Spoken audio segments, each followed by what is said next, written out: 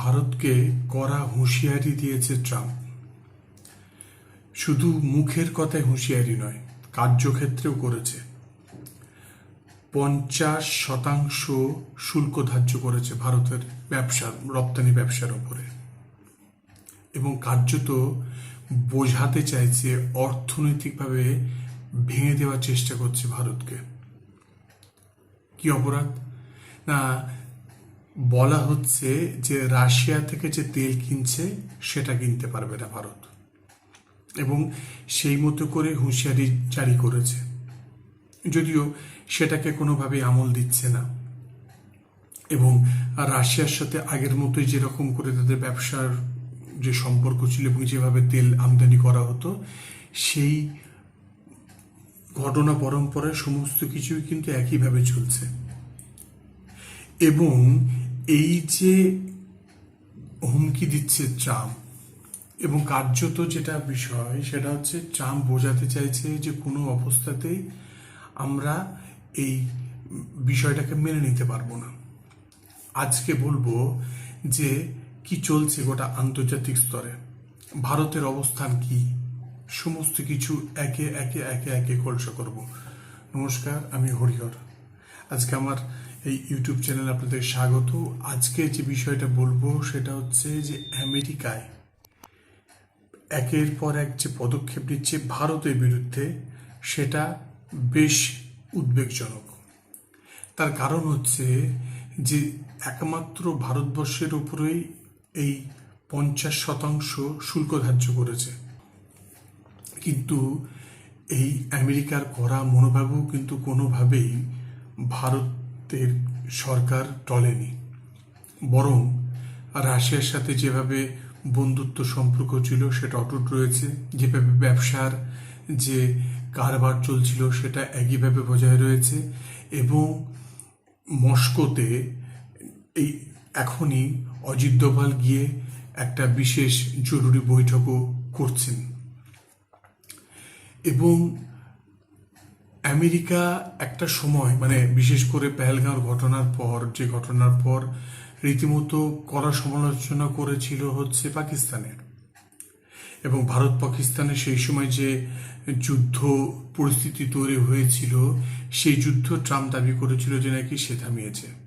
শুধু ভারত পাকিস্তান নয়, Russia Ukraine যুদ্ধ থেকে শুরু করে সমস্ত গোটা পৃথিবীতে যত যুদ্ধ হয়েছে নাকি ট্রাম্প থামিয়েছে। এবং এটার জন্য, এটা আমার বক্তব্য নয়, এটা হোয়াইট হাউসের পক্ষ থেকে রীতিমতো বিবৃতি দিয়ে জানানো হয়েছে যে সম্প্রতি গোটা পৃথিবীতে জুড়ে যে যুদ্ধ হয়েছে সেটা কিন্তু ট্রাম্প সেই সমস্ত যুদ্ধগুলো কিন্তু থামিয়েছেন, এবং সেই কারণের জন্য তার সত্যি নোবেল পাওয়ার যোগ্য, এবং তিনি নোবেলের মতো দাবিদার।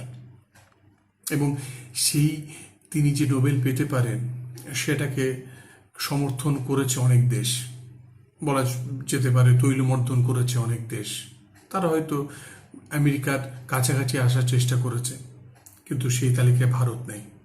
তাতেই হয়তো রোষ হয়েছে, ট্রাম্পের ঘোষা হয়েছে, স্বাভাবিক। আবার নেটিজেনরা বলা শুরু করেছেন যে এই ট্রাম্প যদি আরো অনেক আগে যদি জন্মাতেন তাহলে হয়তো পলাশি যুদ্ধ হতো না।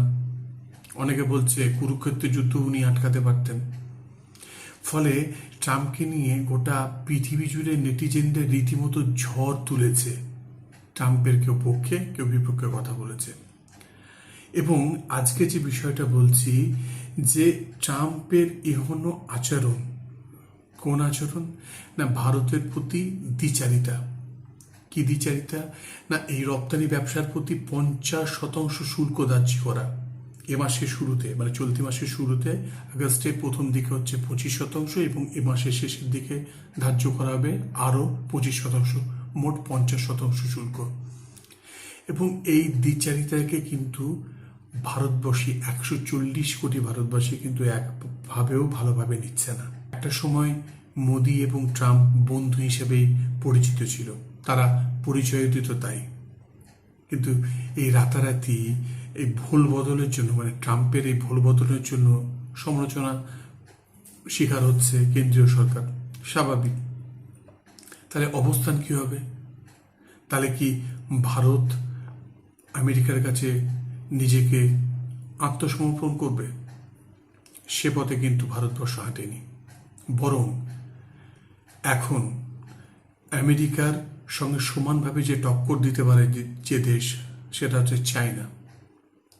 সেই চায়নার সঙ্গে রীতিমতো সম্পর্ক, মানে যে দূরত্ব তৈরি হয়েছিল গালওয়ানের যুদ্ধের পর, মানে প্রায় আজ থেকে বছর 4-5 আগে যে যুদ্ধ হয়েছিল, তারপরে রীতিমতো একটা অনেক সম্পর্কটা অনেকটাই দূরত্ব তৈরি হয়েছিল, সেই দূরত্ব কমতে শুরু করেছে এবং কার্যত এখন চীনের সাথে রীতিমতো সখ্যতা গড়তে চলেছে ভারত।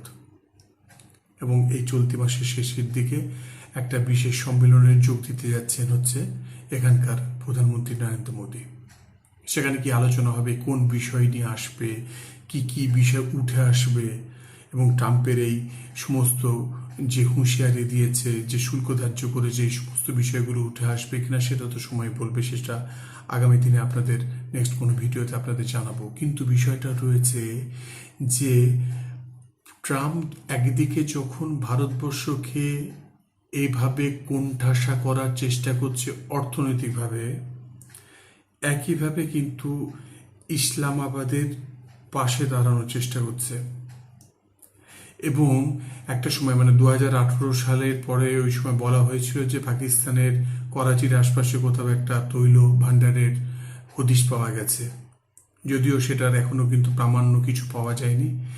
সেখানেও মানে সেই বিষয়টাও আবার প্রসঙ্গ উঠে এসছে এবং সেই তৈল ভান্ডার, মানে খনিজ সম্পদ উত্তোলনের দায়িত্ব নিয়েছে, মানে নিতে চলেছে বা নেবে, বা আশ্বাস দিয়েছে ট্রাম্প যে ইসলামাবাদের ওই তৈল, মানে পাকিস্তানের ওই যে তেল ভান্ডার, সেটা তোলার ব্যবস্থা করবে। এবং এমনও দিন আসবে যে ভারতবর্ষ নাকি পাকিস্তান থেকে তেল কিনবে, এটা বলা হয়েছে।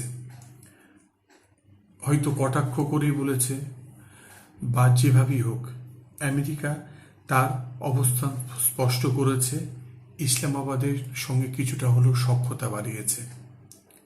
পাকিস্তানের সঙ্গে ভারতের এখন অনেকটাই দূরত্ব তৈরি হয়েছে এবং সেখানে ট্রাম্পের এইভাবে আগ বাড়িয়ে বন্ধুত্ব করা মোটেও কিন্তু ভারতবাসীরা ভালোভাবে নিচ্ছে না।